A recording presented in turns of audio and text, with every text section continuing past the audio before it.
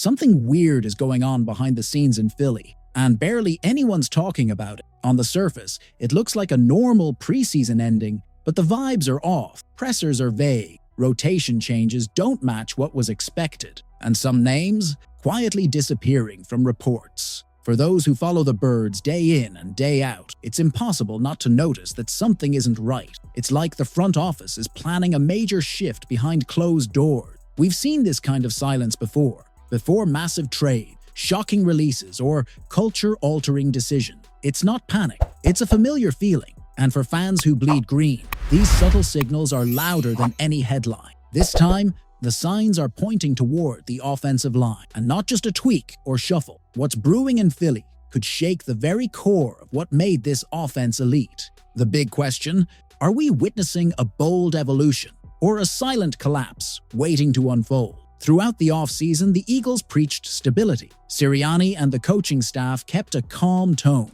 emphasizing the team's chemistry, leadership, and experience. The offensive line, in particular, seemed set in stone, with stalwarts like Lane Johnson, Jason Kelsey, and Jordan Mailata anchoring the unit. No one expected any shakeups. The line was a powerhouse, top-ranked in pass protection and run blocking last season. Even during tight preseason games like the win over the Jets, the OL's foundation looked solid. Media insiders barely questioned the lineup. Fans felt safe. There were no glaring concerns. So naturally, all eyes turned elsewhere. The secondary, linebacker depth, special teams. But the danger was right where we least expected it. While we were busy focusing on fringe battle, the team was already laying the groundwork for major OL cuts. And when the first signs surfaced, it left everyone stunned. Because this wasn't just business as usual. It was a signal that something much bigger was about to hit. Then the bombshell dropped.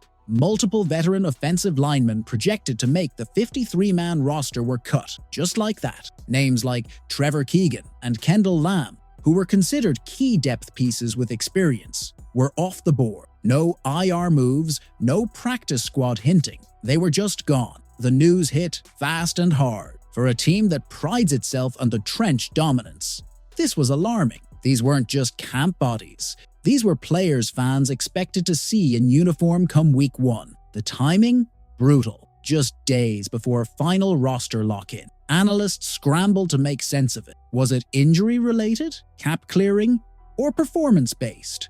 But the truth is, this wasn't just a technical adjustment. It was a cultural statement. The Eagles weren't just trimming fat. They were slicing into the muscle of the roster. And when the foundation of your offensive line starts shifting, every part of your offense feels it. This wasn't just unexpected. It was a seismic redirection. So what's behind these cuts? It's not just about who played better in camp. This goes deeper, straight into the front office playbook. Cutting veterans clears cap space. It shifts the tone of the locker room. It sends a message. Complacency won't be tolerated. Even the most loyal soldiers can get replaced if they don't perform right now. It's the harsh truth of the NFL, and Philly's doubling down on it. Sirianni and Howie Roseman are pushing a new culture. Compete or step aside. Players like Brett Toth and Fred Johnson didn't just survive cuts. They earned spots by grinding, adapting, and buying into the system. But while that builds hunger, it also comes with risk. Veteran depth is about reliability. It's about calm under pressure.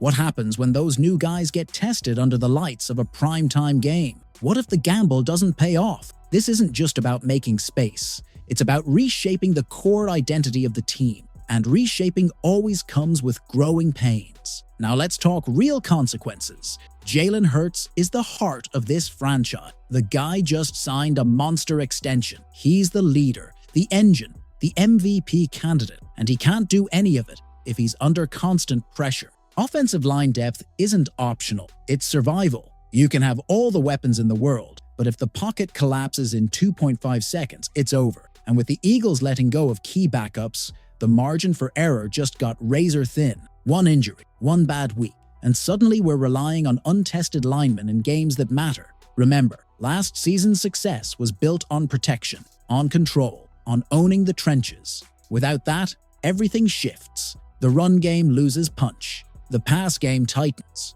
Hurts starts scrambling more. Risk increases. Turnovers spike. And this offense, which once felt unstoppable, becomes vulnerable, all because a few pieces didn't hold. That's how thin the line is. And right now, Philly's walking it without a net. Inside the locker room, things are getting tense. Players notice when vets get axed. They talk. They wonder if loyalty still means anything. Sure, the NFL is a business, but Philly was always known for its loyalty culture. You gave everything to this city, and the city had your back. But now, it's all about performance. Every day, every snap, you're either producing or packing. That kind of pressure changes how players carry themselves. For some, it fuels greatness. For others, it builds anxiety. And when tension grows behind closed doors, it doesn't stay there. It spills into meeting, into sidelines, into the field. Chemistry is delicate, and when your foundation shakes, everything else starts wobbling. Sirianni might be forging steel through fire, or he might be fracturing what made this team special.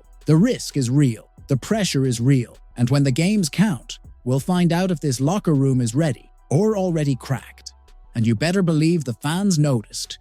Eagles Nation is loud, passionate, and brutally honest. The second those OL cuts hit Twitter, the takes started flying. Half the fan base said, "Trust the process." The other half lost their minds. Why are we messing with the best unit we had? We're risking Hurts for what? This is Philly. No one sits quietly. And when moves this drastic hit, it lights a fire. Podcasts exploded. Call-ins got heated. Fans are torn between trusting the vision and fearing disaster. The debate goes deep because it's about more than depth charts. It's about identity. The Eagles were tough, smart, balanced. And now, to many, they look reckless. It's not just doubt. It's fear. Fear that one wrong move could unravel a Super Bowl window. Fear that the front office overplayed its hand. Fear that we're about to learn the hard way why you don't mess with the trenches. Philly fans don't forget, and they won't forgive easily. Bottom line, this is a high-stakes gamble. The Eagles went all in on youth, energy, and potential. They cut proven vets.